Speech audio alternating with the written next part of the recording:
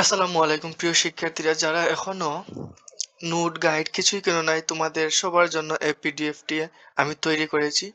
তোমরা এখান থেকে অনেক কমন জিনিস পেয়ে যাবে, যা পরীক্ষার জন্য খুব ভালো হবে।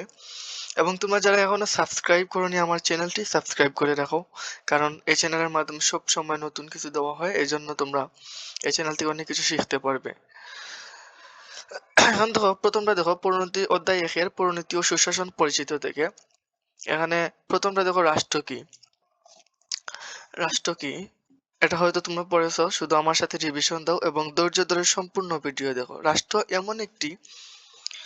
এমন এক সংগঠন যারা নির্দিষ্ট ভূখণ্ড সংগঠিত সরকার, সর্বমুহূর্ত এবং কম বিপুল জনসমষ্টি রয়েছে। দেখো, শব্দগত অর্থে পৌরনীতি বলতে কি বোঝায়? শব্দগত অর্থে পৌরনীতি হলো নগর রাষ্ট্রে বসবাসরত নাগরিকদের আচরণ, কার্যাবলী এবং সংক্রান্ত বিজ্ঞান।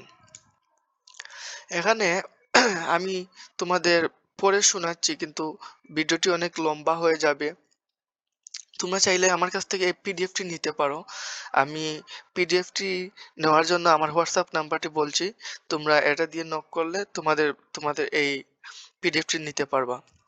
নাম্বারটি হচ্ছে 01716618094। আমি আবারও বলছি 01716618094। এখানে দেখো 360টি পেজ আছে, তোমরা সম্পূর্ণ পিডিএফটি পেয়ে যাবে।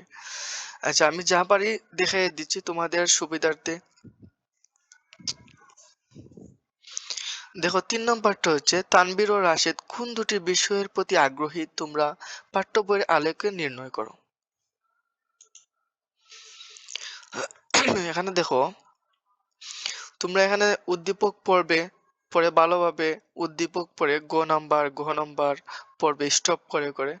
আমি শুধু ধীরে ধীরে তোমাদের এটা আমি নিচ্ছি, তোমরা ঘ ভালোভাবে পড়তে পারবে। এই যে ঘ ওই পাশে। এবার দেখো 2 নম্বরটা খুবই গুরুত্বপূর্ণ এই প্রশ্নটি। দেখো, তো এটা অনেক বোর্ডে এসেছে 18 সালে এবং এটা অনেক গুরুত্বপূর্ণ। তোমরা দেখো প্রশ্ন 2 নম্বরটা, এই যে এখানে দেখো, সুশাসন কি? সরকারের স্বচ্ছতা ও জবাবদিহিতা এবং জনগণের অংশগ্রহণের ভিত্তিতে শাসন কার্য পরিচালনাই হচ্ছে সুশাসন। আইনের শাসন বলতে কি বোঝায়? আইনের শাসন বলতে চোখে সবার সামনে হয় এবং সবকিছুর উপরে আইনের প্রাধান্যের স্বীকৃতিকে বোঝায়। আইনের শাসন অর্থ হচ্ছে ধর্ম, বর্ণ, শ্রেণী এবং ছোট বড় নির্বিশেষে সবাই আইনের কাছে সমান। যে কেউ আইন ভঙ্গ করলে তাকে বিচারের কাঠগড়ায় দাঁড়াতে হবে এবং ন্যায় বিচার প্রতিষ্ঠা করা হবে। এটাই আইনের শাসনের বিধান। আইনের শাসন ব্যক্তির সাম্য, স্বাধীনতার রক্ষাবাচক। এবার দেখো গ নম্বরটা কি বলছে। উদ্দীপকের রাফির বাবা যে বিষয়টি বেছে নেওয়ার পরামর্শ দিয়েছিলেন তার বিষয়বস্তু ব্যাখ্যা করো। তোমরা এখানে উদ্দীপকটি ভালোভাবে পড়ে গ নাম্বার উত্তর দিবে। ভালোভাবে স্টপ করে করেও পড়তে পারবে। এখানে দেখো, আমি ধীরে ধীরে যে তোমরা স্টপ করে করে পড়ে নিও।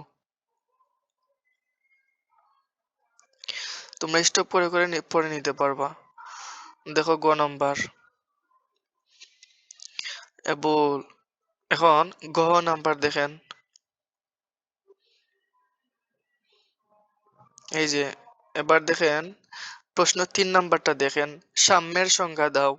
এখানে জাতি, ধর্ম, বর্ণ, নারী পুরুষ নির্বিশেষে সবার জন্য সমান সুযোগ সুবিধা লাভের অধিকারী হলো সাম্য। এখানে 3 নম্বরটা দেখো, উদ্দীপক থেকে তোমরা ক, খ, ঘ, গ। এখানে দেখো গ নাম্বার সৃজনশীল 2 এর গ এর প্রশ্ন উত্তর দেখো, তোমরা স্টপ করে দেখে নিও। গ নাম্বার দেখতে পাচ্ছ, এই যে ঘ নাম্বার। এখন দেখো 4 নাম্বারটা দেখো, আমি যতটুকু পারি দেখাচ্ছি তোমাদের, তোমরা ধৈর্য সহকারে দেখে নাও।